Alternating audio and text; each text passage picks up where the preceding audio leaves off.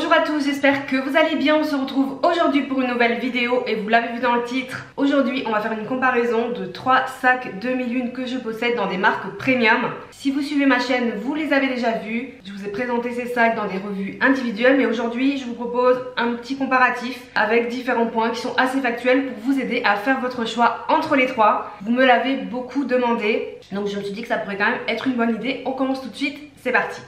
Alors pour commencer, je vais vous présenter rapidement les 3 sacs. Donc aujourd'hui nous allons parler du sac numéro 10 de la marque Pollen, qui est très populaire en ce moment, donc moi je le possède en couleur top grainé. Ensuite, juste ici, nous avons le sac Diana de la marque française Basile Paris, que je possède en couleur cappuccino. Et pour terminer, le sac Moon de la marque Paul Bertin, que je possède en coloris noir, comme vous pouvez le constater. Donc pour ces 3 sacs, je les ai reçus dans le cadre de collaboration avec les marques, donc ils m'ont tous été envoyés gratuitement. Donc on va commencer avec la forme de chacun des sacs. Je vais commencer par le Paul Bertin, donc on est vraiment sur le sac 2001 classique tel qu'on l'entend en fait. Donc il s'agit du modèle Moon avec cette vraie forme de croissant de lune avec le petit arc ici. Au niveau du pollen, on va être sur un sac 2001 un peu moins arqué, un petit peu plus arrondi comme vous pouvez le voir ici au niveau de l'arc, et qui va avoir une plus grande épaisseur. On comparera les dimensions juste après. Et pour terminer, au niveau du Basile Paris et de la forme, on va être sur un sac 2001 à rabat. Donc c'est ça vraiment qui va le différencier peut-être des deux autres. On va être sur une fermeture à rabat. Ensuite, sur ces 3 sacs, on va avoir un point de différenciation qui va être le type de cuir, ce qui peut vous aider dans votre choix. Donc au niveau du pollen, en tout cas pour celui que je possède, on est sur du cuir grainé. Sachez qu'il le propose également en cuir lisse, mais il me semble que pour l'instant c'est seulement en coloris noir. Pour les autres coloris, ça sera en cuir grainé. Après bien sûr, Pollen sort souvent de nouvelles déclinaisons de couleurs, etc. Donc faut regarder un peu sur le site pour se tenir informé. Mais déjà là, on va être sur un cuir grainé. De même pour le Basile Paris, on va être sur un type de cuir grainé, donc il va avoir un grain assez similaire à celui du pollen. Là pour le coup, on n'a pas vraiment de différence de grain entre les deux. Je trouve qu'il n'y en a pas un plus gros que l'autre. D'ailleurs les deux cuirs se ressemblent énormément. En revanche pour le Paul Bertin, là on va être sur un cuir lisse. Donc esthétiquement parlant, il y a beaucoup de personnes qui préfèrent le cuir lisse. C'est vrai que ça reflète la lumière et c'est vraiment très joli. Et d'autres préfèrent le cuir grainé. Moi j'aime beaucoup le grain du cuir grainé en général, mais c'est vrai que ça fait quelque temps que j'ai eu quelques sacs en cuir lisse dans ma collection et je les apprécie aussi esthétiquement. Le cuir lisse va être plus fragile et plus sensible à tout ce qui est rayures, etc. Donc il faudra être plus soigneux avec vos sacs en cuir lisse. Ensuite on va poursuivre la comparaison avec les dimensions des sacs. Donc comme je vous l'ai dit dans l'introduction, pour chacun des sacs il existe une revue individuelle sur ma chaîne YouTube et mon blog. Donc une vidéo consacrée à chacun des sacs où vraiment je vous donne tous les détails de contenance, les modes de portage aussi, vous pouvez les voir portés sur moi, parce que je ne vais pas vous montrer aujourd'hui spécialement, et tout ce qui est dimension. Donc là je vais juste comparer très simplement avec mon mètre pour vous montrer tout ça. Donc on va commencer par le pollen. Alors toutes les dimensions sont affichées sur les sites, mais là je fais des mesures en direct avec vous quand même. Donc au niveau de la longueur, ce qui compte quand même vraiment beaucoup lorsqu'on achète un sac, donc ça va être ici, nous allons être à peu près 24 cm pour la longueur. Ensuite au niveau du basile, toujours sur la longueur parce que c'est ça qu'on veut comparer. Donc au plus fort du sac, c'est-à-dire pareil, c'est plutôt en haut. Ici on va être sur à peu près 25,5, à peu près 26, allez 26 cm. Donc on a 2 cm de plus. Et par contre pour le Moon, on va pas le mesurer en haut puisque vous voyez il est plus arqué. Donc là la mesure va se faire au milieu, toujours au plus fort du sac. Donc là on va être à peu près sur, 25 cm. Donc vous voyez au niveau de la largeur, il n'y a pas énormément d'écart entre les 3 sacs, ça se joue sur 1-2 cm. Au niveau de la hauteur, alors la hauteur c'est toujours compliqué sur les sacs 2001 parce que comme on a des sacs arqués, en fait on n'utilise vraiment que cette partie du sac et un peu moins les côtés. Les côtés ça va être pour des petits articles, surtout au niveau de celui-ci. Donc je vais quand même vous faire la hauteur rapidement. Donc moi je vais la mesurer ici. Souvent sur les sites ils la prennent du côté et je trouve que c'est pas trop représentatif de la contenance du sac du coup. Donc moi je vais la prendre à hauteur du milieu. Donc là on va être sur 15 cm pour le pollen. Pour le basile on va être sur 19 cm. Donc vous voyez déjà il y a un petit peu plus d'écart. Et par contre pour le Moon, moi je vais pas prendre comme je vous dis la mesure sur les côtes parce que c'est ce qu'ils font sur le site. Je vais la prendre ici parce que c'est beaucoup plus pertinent. Et là on va être sur quelque chose de beaucoup plus réduit, on va être sur 13 cm. On va terminer avec l'épaisseur du sac parce que je vous le dis toujours, l'épaisseur du sac c'est extrêmement important. C'est surtout ça qui va jouer la contenance. Alors bien sûr la longueur va jouer, mais l'épaisseur ça va vous permettre d'empiler sur les côtés du sac ou pas des articles. Donc au niveau du pollen, il est un peu moins épais sur le haut, donc je vais prendre vraiment au plus fort. On va avoir une épaisseur d'à peu près 7 cm. Sur le basil, on va avoir surtout, vous voyez, une grande épaisseur en dessous. Donc là je vais même la prendre carrément en dessous, mais juste l'intérieur, pas les côtes. On va avoir quasiment 9 cm. Donc là, il y a quand même un petit écart et je vous assure que ça fait la différence sur la contenance. Et pour finir, le Moon de Paul Bertin, nous allons avoir à peu près 6 cm. Voilà, donc on a quand même un écart qui va jouer sur la contenance au niveau de ses dimensions. On va poursuivre justement avec la contenance. Donc je vais vous faire une démo. Alors, avant de faire la démo avec ce que moi je prends au quotidien, il y a une abonnée qui m'a posé une question il n'y a pas longtemps, qui m'a demandé si je pouvais présenter dans les revues la contenance avec les livres de poche. Alors la réponse va être oui et non. Premièrement, en fait je n'ai pas souvent des livres chez moi parce que je lis avec une liseuse. Quand j'en ai, c'est qu'on me les prête. Donc comme j'en ai pas tout le temps, je peux pas le faire avec tous les sacs, mais si c'est possible et il faudrait que j'y pense, je vous montrerai. Donc là je vais vous montrer si un livre rentre dans chacun des sacs et après je vais vous montrer la contenance avec ce que moi je vous mets habituellement parce que moi je prends pas de livres avec moi. Donc vous allez voir sur les sacs 2001 c'est très restreint. Sur le pollen il va rentrer mais il va dépasser un petit peu. Après celui-là il est un petit peu épais. Ouais, il va dépasser largement et vous ne pourrez pas mettre grand chose d'autre. Hein. Sur le Moon, alors il va rentrer, mais vous voyez, il va dépasser, donc vous ne pourrez pas fermer le sac. Après, en soi, il va rentrer, mais une nouvelle fois, c'est pas vraiment les sacs idéaux pour prendre des livres, ces sacs-là, de par cette forme. Par contre, sur le basil, il va rentrer et on peut fermer le sac. Je le sais parce que c'était sur ce sac que la demoiselle m'a posé la question et j'avais du coup vérifié. Donc là, il rentre et on peut fermer le sac parce qu'il y a le rabat. Donc voilà pour le petit point livre. Dites-moi si ça vous intéresse de façon générale que je fasse le test du livre dans les autres vues ou pas. En tout cas quand j'aurai des livres en ma possession. Ensuite, contenance. Alors moi qu'est-ce que je mets dans mon sac? Ma pochette clé Louis Vuitton avec mes clés. Indispensable parce que c'est mes clés. Mon téléphone, donc iPhone 15 Pro. Normal, c'est pas un gros. Mon porte-carte Louis Vuitton avec ma carte de transport.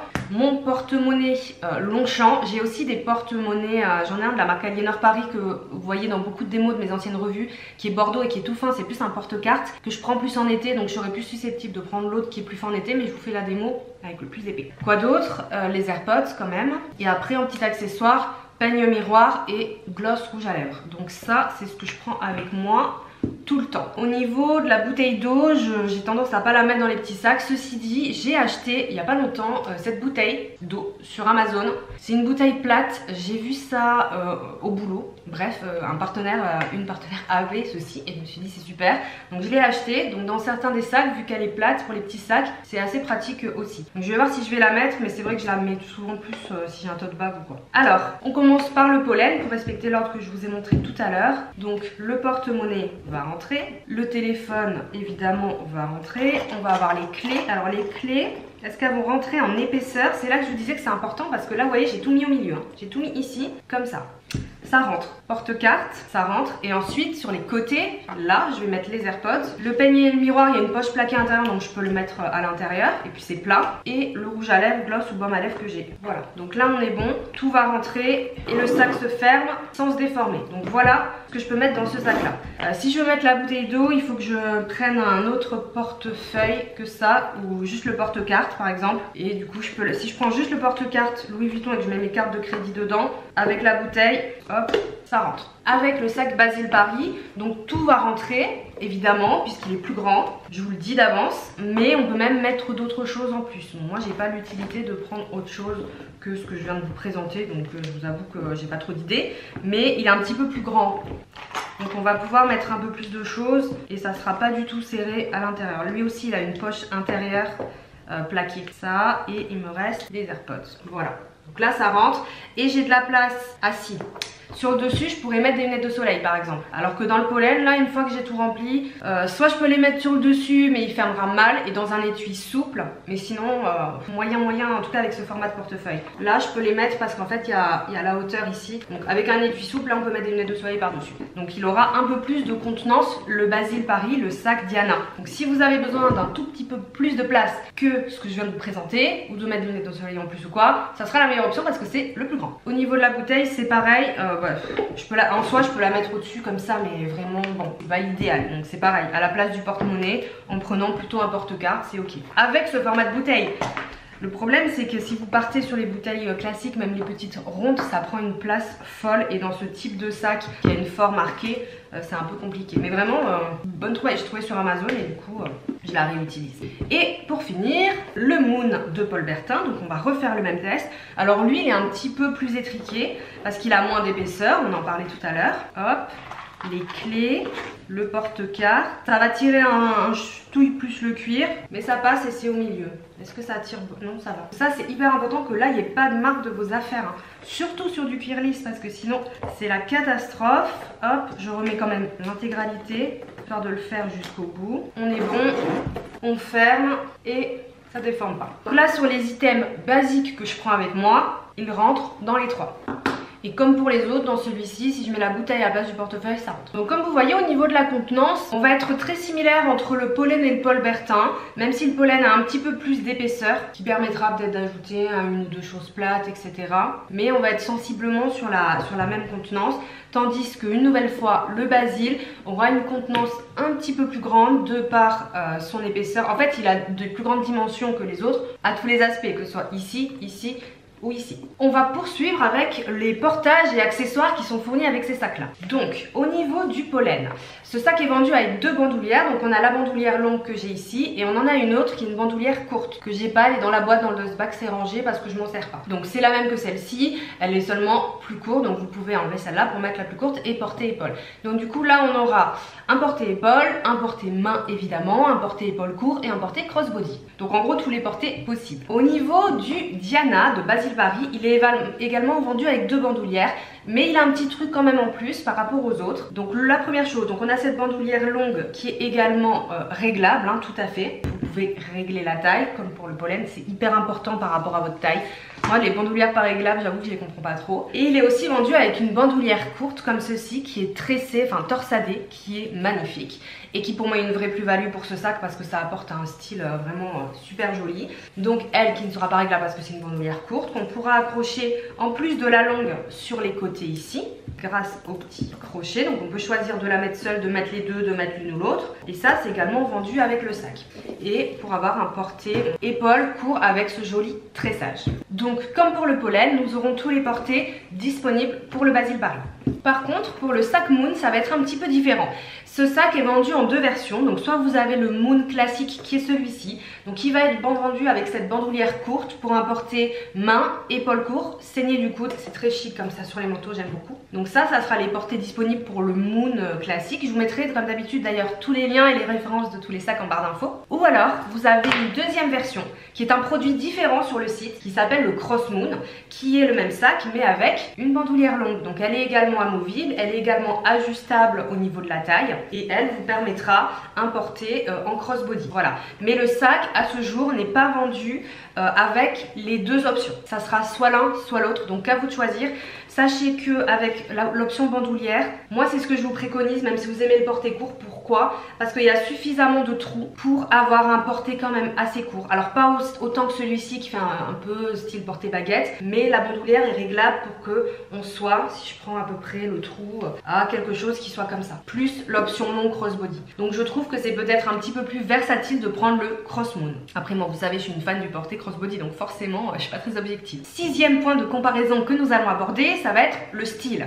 Et je pense que c'est ce qu'il faut qui fasse un petit peu la différence pour vous dans ces sacs là, si ce n'est la contenance, mais vous avez vu il n'y a pas vraiment d'écart de contenance. Donc je pense que pour moi ça va surtout se jouer par rapport au style des sacs, à ce que vous préférez et peut-être au prix, ça sera le dernier point. Au niveau du numéro 10 de pollen, je trouve qu'on a un sac qui va être un petit peu plus casual. Pour tous les jours, je le trouve très bien. Moi je l'aime énormément ce sac, mais c'est vrai qu'il y a des personnes qui m'ont fait remarquer que vous voyez le fait qu'il y ait les petites bandes ici de cuir, là ça fait quand même un petit peu plus casual, décontracté, ce qui n'est pas du tout péjoratif parce que moi j'adore le style casual, mais on a quelque chose d'un petit peu plus citadin, je dirais, avec ce sac, un petit peu plus peut-être journée, ça va dépendre de la couleur que vous prenez, mais on va avoir ce côté casual. Au niveau du Basile Paris, je trouve qu'on va être sur un sac qui est déjà un petit peu plus travaillé au niveau du rabat.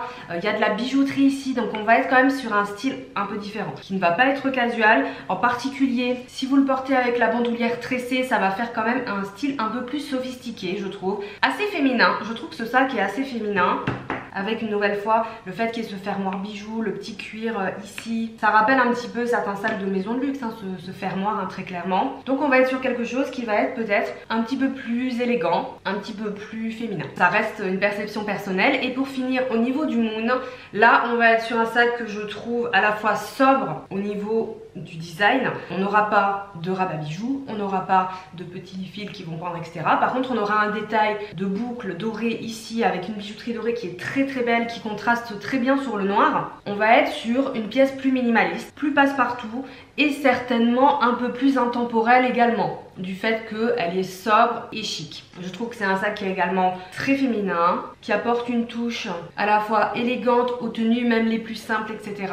mais sans prendre beaucoup de risques au niveau du style et du fait que vous pourriez peut-être vous lasser du modèle, parce que vraiment il est sobre mais avec ce qu'il faut de détails. Vous savez que moi j'aime les sacs sobres mais pas ennuyeux, pas trop sobres, sinon je vois pas l'intérêt en fait d'investir. Et là il y a les bons détails aussi et le côté très minimaliste. Donc voilà au niveau des styles comment moi je pourrais les décrire, et je pense que c'est ce qui doit jouer aussi dans votre choix, celui qui visuellement et esthétiquement vous attire le plus. Et nous allons terminer cette vidéo avec évidemment le dernier critère de comparaison, le prix. Donc au niveau des prix, le moins cher sera le Moon classique, donc avec la petite anse si vous m'avez suivi. Donc il est vendu actuellement sur le site de Paul Bertin au prix de 255 €, ce qui est un prix que je trouve extrêmement raisonnable pour une maroquinerie de cette qualité, parce que le cuir est quand même très beau, premium avec des belles finitions. Pour la version Cross Moon, donc celui-ci avec la bandoulière longue, on va être sur 275 €. On est quand même en dessous des 300 €,